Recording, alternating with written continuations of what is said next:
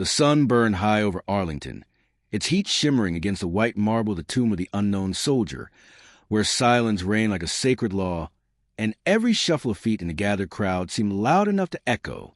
Tourists stood shoulder to shoulder, cameras lowered, conversations muted, as the solitary figure of a tomb guard moved with flawless precision, every step measured to the inch, every turn executed like a machine of honor rather than a man of flesh. Among the crowd was a boy in a bright red shirt, 14 years old, restless and spoiled, his arms crossed as he leaned against a rope barrier, with a bored sneer curling his lips. His name was Ethan Carter, and unlike the reverent faces around him, his eyes rolled with impatience, his tongue quick to cut the air with sarcasm. "It's like watching a wind-up toy," he muttered loud enough for those near him to hear, drawing gasps from a few onlookers and a hissed, "Ethan, hush!" from his flustered mother. But the boy smirked, feeding off the shock he caused, and his voice rose bolder. "Look at them, march, turn, uniformed robots, stuffed soldiers." His words slashed through the stillness, sharp enough to turn heads, and a ripple of disapproval moved through the crowd as veterans stiffened and parents pulled children closer. Still, Ethan pressed forward, stepping beyond the invisible boundary of respect, and in a moment that drew every breath from the onlookers, he leaned toward the passing guard, inches away, and stuck out his tongue in a mocking display of defiance. The crowd erupted, shouts of "Hey!" and gasps like thunderclaps of disbelief, but the guard did not flinch. His jaw remained stone, his eyes forward, his rifle balanced in eternal vigilance, as if even the insolent child could not break the vow he carried in every step. For a long, tense second, the only sound was the guard's boots striking marble, steady as a heartbeat and unbroken by the insult hanging in the air. Then, like thunder tearing across a still sky, his voice exploded with force that jolted every soul to attention. "IT has requested that everyone maintain silence and respect." The silence became more oppressive, heavier than the heat, and even Ethan, in the flush of the impact, was immediate as the words slammed into the crowd and echoed off the stone walls like a commandment carved into the earth. Mothers gripped their children more tightly. Veterans unconsciously straightened into rigid salutes. Tourists dropped their phones as if they had been caught stealing time, and even the agitated whispers vanished into complete silence. Ethan froze mid-smirk, his face paling as the laughter he'd expected from the crowd never came, replaced instead by the weight of dozens of eyes searing into him, a living jury of shame.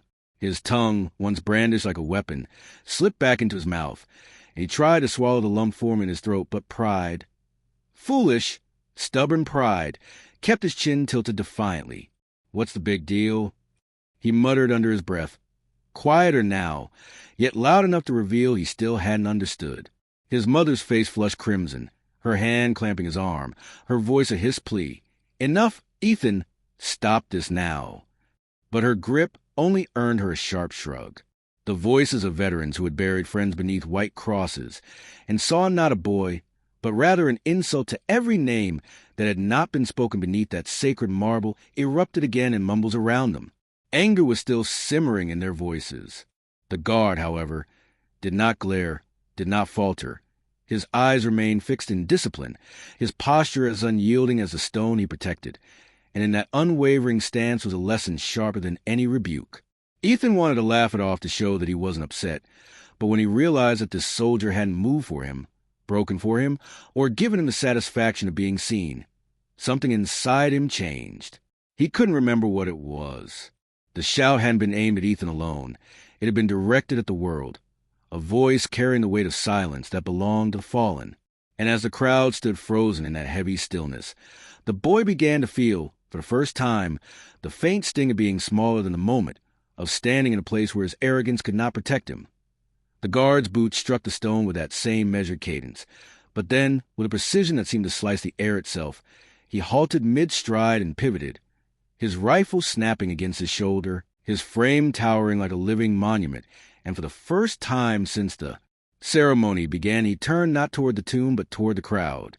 A ripple of disbelief passed through the onlookers. This was not the script they expected. This was not the perfect, untouchable march of ritual, and yet the silence deepened as though the very marble demanded it.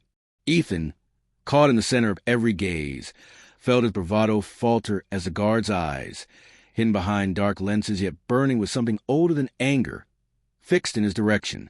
But when the soldier spoke again, his words did not single Ethan out. They rose above him, spoken to all, heavy with reverence and finality. You stand in front of a tomb that contains those who are unable to speak for themselves. They gave their lives without names, without recognition, so that you may stand here free. They cannot ask for your silence. Therefore, we request it on their behalf. The crowd was struck dumb. Their breaths held as if afraid to intrude on the moment, and somewhere in the back a veteran raised his trembling hand in salute, tears glinting in his eyes. Ethan's mouth opened, but no words came. The insult that had seemed so clever minutes earlier now withered in his throat, replaced by a knot of shame he could not untangle. His mother, eyes glassy with embarrassment and sudden understanding, squeezed his arm as if to anchor him to respect. The guard did not linger for acknowledgment, did not wait for applause or thanks. With the same unwavering discipline, he pivoted sharply back, resuming his eternal watch, his silence more deafening now than any command. The tourists shifted uneasily, phones lowered, some openly weeping, and in that breathless hush Ethan finally felt the truth pressing on his chest, the weight of sacrifice, the enormity of honor, the realization that his childish defiance had been dwarfed by something he could neither mock nor diminish. Ethan stood rooted to the spot, his face hot with the sting of shame, his ears ringing with the echo of the guard's words that seemed to echo the marble like a ghostly chorus. And for the first time his bravado drained away, leaving only the raw truth of a boy who had mocked something far greater than himself. Around him, the crowd held its silence like a prayer, and the longer it lasted the heavier it became, pressing on his chest until the words he had bitten back finally forced their way out, fragile and unsteady. I'm sorry, he whispered, but the sound was too small to carry in the vast, holy quiet, and he felt his mother's hand grip tighter, as if urging him to mean it. His throat tightened, his lips trembled, and then the apology came out louder and truer, this time clearly enough for everyone to hear. I'm sorry. The word shattered the mask of arrogance he had been wearing like armor, and he was no longer the bold kid who made fun of a soldier. Instead, he was a boy naked in front of a tomb that contained all the sacrifices he had never considered. Respect, son, that's all it takes, said an elderly veteran in the crowd, his hair silver and his posture crooked from years of service. Ethan's eyes stung, his pride collapsing into something smaller but stronger, humility, and he bowed his head toward the white stone, whispering again to the silence itself, not to the guard, not to people, but to the ones who lay beneath. I'm sorry and thank you. His mother's tears slipped freely now, a mix of relief and quiet pride, as if for the first time she had seen her son begin to grow. Since acknowledgment was never the duty, the guard marched on without flinching, indicating that he had heard nothing. Instead, the honor that demanded nothing in return was the silence that mattered. And yet, as Ethan wiped his eyes and stepped back into the crowd, he felt as though the marble itself had accepted his apology, the weight lifting not because it was erased, but because it had been carried, if only for a moment, with sincerity.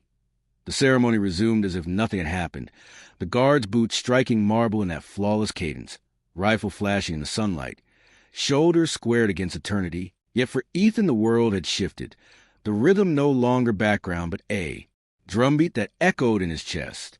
The crowd dispersed slowly, reverent and hushed, their footsteps softened as though they feared disturbing the sacred ground. And still the boy lingered, his eyes fixed on the white stone and the inscription that felt heavier now than any lecture could have made it. His mother tugged gently at his arm, whispering that it was time to go. But Ethan hesitated, turning once more to the tomb with a gaze emptied of mockery, filled instead with the unsteady beginning of respect. Around him, he noticed faces wet with tears, hands pressed over hearts, veterans saluting in silence. And he realized he was walking away from something that would never leave him, that the silence he had once mocked had spoken louder than any voice ever could. He glanced over his shoulder one last time as he and his mother finally got close to the path that went back through the cemetery. He was hoping for a sign, but the guard never wavered, never looked his way, and never broke the sacred barrier of duty. And Ethan understood that was a sign. The silence was not indifference. It was devotion. The kind that needed no recognition, the kind that carried the weight of the nameless and the fallen without asking for thanks. He walked on, the sound of boots still echoing in his ears long after he could no longer hear them. And though he said nothing, though he didn't quite know how to explain it, a seed had been planted inside him, one that would grow with every memory of this day. Some lessons are shouted, some are taught with words, but the ones that never leave you are carved in silence. And for Ethan Carter, the entitled boy who had mocked the tomb guard, that silence became the loudest